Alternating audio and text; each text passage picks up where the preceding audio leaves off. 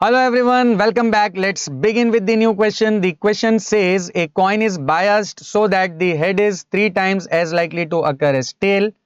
Find the probability distribution of number of tails in two tosses. Slightly tricky question, so without wasting any time, let's quickly begin with the solution.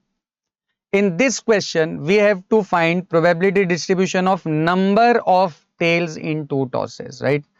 तो सबसे पहले तो हम अपना जो random variable है x उसको define कर लेते हैं। तो यहाँ पर x क्या हो जाएगा, नंबर ऑफ टेल्स, राइट।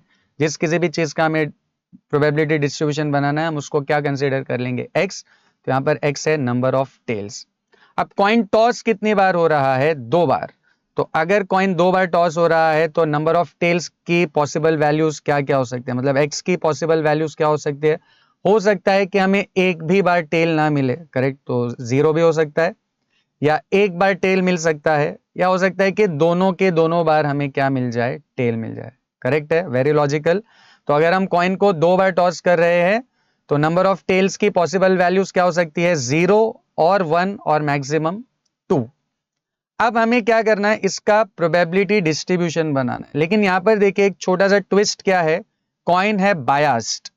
अगर कॉइन अनबायस्ड होता या एक नॉर्मल फेयर कॉइन होता तो हम इसको सेम उसी तरह सॉल्व करते जैसे हमने क्वेश्चन नंबर 4 को सॉल्व किया था। बट यहां पर कंडीशन क्या दिया, कॉइन इज बायस्ड। और कैसा बायस्डनेस है, head is 3 times as likely to occur as tail. तो इसके लिए देखिए हमें पहले तो ये फाइंड करना पड़ेगा कि हेड मिलने का चांस कितना है और टेल मिलने का चांस क्या है। नॉर्मली कॉइन को जब हम टॉस करते हैं और अगर वो एक फेयर कॉइन है, अनबायस्ड कॉइन है, तो हेड मिलने का चांस भी होता है 1/2 और टेल मिलने का चांस भी क्या होता है, 1/2। बट यहां पर ऐसा केस नहीं है, ये एक बायस्ड कॉइन है। तो यहां पर हमें पहले तो फाइंड करना पड़ेगा कि what are the chances of getting head and tail. तो चलिए सबसे पहले हम अज्यूम कर लेते हैं कि P जो है वो प्रोबेबिलिटी ऑफ गेटिंग टेल है और Q को हम ले लेते हैं प्रोबेबिलिटी ऑफ गेटिंग हेड। अब P को गेटिंग हेड की प्रोबेबिलिटी भी ले सकते हैं और मतलब स्विच भी कर सकते हैं। तो I am considering P as probability of getting tail and Q as probability of getting head. Normal condition में P और Q की वैल्यू होती है हाफ एंड हाफ,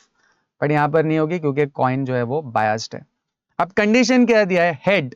हेड के मिलने के चांस जो है वो 3 times as likely to occur as tail. तो हमने हेड के मिलने के चांस को क्या कंसिडर किया हुआ है, Q। तो कंडीशन के हिसाब से Q जो है वो 3 times as likely to occur as tail, मतलब Q is 3 times P, correct. Head is 3 times as likely to occur as tail. अब देखिए हेड और टेल दोनों होते हैं एक दूसरे का कॉम्प्लीमेंट, मतलब P की जगह पे हम लिख सकते हैं 1 माइनस क्यू, या Q को हम रिप्लेस कर सकते हैं 1 माइनस P के साथ। तो यहां पर I am keeping Q as it is and right hand side पे ये 3 और P की जगह पे हम क्या लिख देंगे, 1 माइनस Q। अब नेक्स्ट स्टेप में Q will remain as it is and if we expand, ये 3 इंटू 1 हो जाएगा 3 and minus 3 into Q will be 3Q।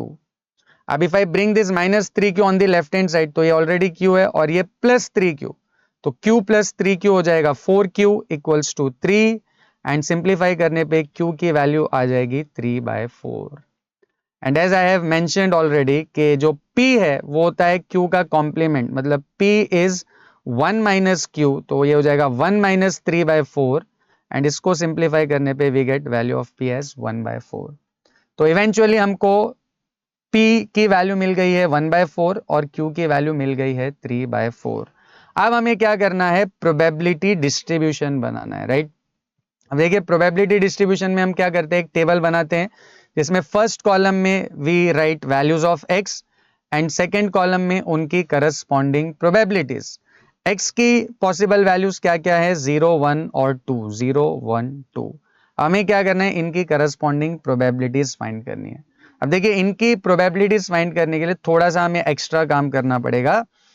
x की पहली वैल्यू क्या है, 0। 0 मतलब 0 टेल, करेक्ट, टेल्स की बात हो रही है यहाँ पे। तो x की वैल्यू 0 मतलब 0 टेल हमें मिल रहा है। अगर हम कॉइन को 2 बार टॉस कर रहे हैं और 0 टेल मिल रहा है तो 0 tail is as good as दोनों बार हेड मिलना, करेक्ट। 0 टेल का मतलब h और h, राइट।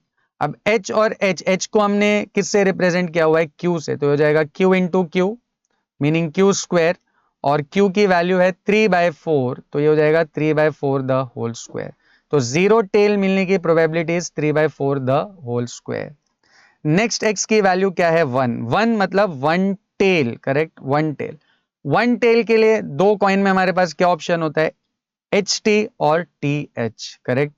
अब h को हम रिप्लेस कर देंगे q से और t को रिप्लेस करेंगे p से, तो हो जाएगा qp प्लस पी क्यू, मतलब 2 times P Q, correct. qp plus P Q will be 2 times P Q. अब यहाँ पर भी p की वैल्यू हमें पता है 1/4 और q की वैल्यू है 3/4, तो हो जाएगा 2 into 1/4 into 3/4। And finally the last value of x is 2, 2 मतलब 2 टेल्स, करेक्ट।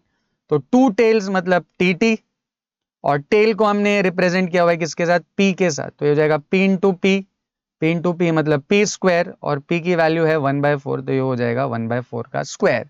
तो अब ये जो भी वैल्यूज मिले इनको हमें कहाँ सब्सटीट्यूट करना है, इस कॉलम में। तो 0 के लिए क्या वैल्यू थी, 3/4 का स्क्वायर विच इज 9/16। 1 के लिए इट वॉज 2 इंटू 1/4 इंटू 3/4, इसको अगर हम सिंप्लीफाई करें तो हो जाएगा 6/16, और 2 के लिए वे है 1/4 का square which is 1/16। So this is the probability distribution of number of tails in two tosses, and remember ये coin था biased. I hope this is clear to everyone. See you in the next video.